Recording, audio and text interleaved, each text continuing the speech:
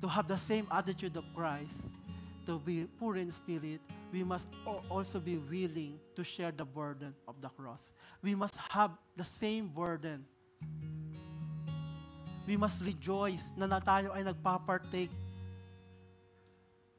sa mission ng ating Panginoon.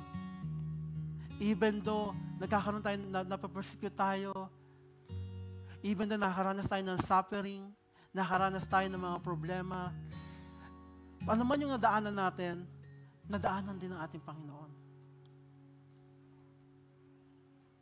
Lahat yan napagtagumpayan ng ating Panginoon.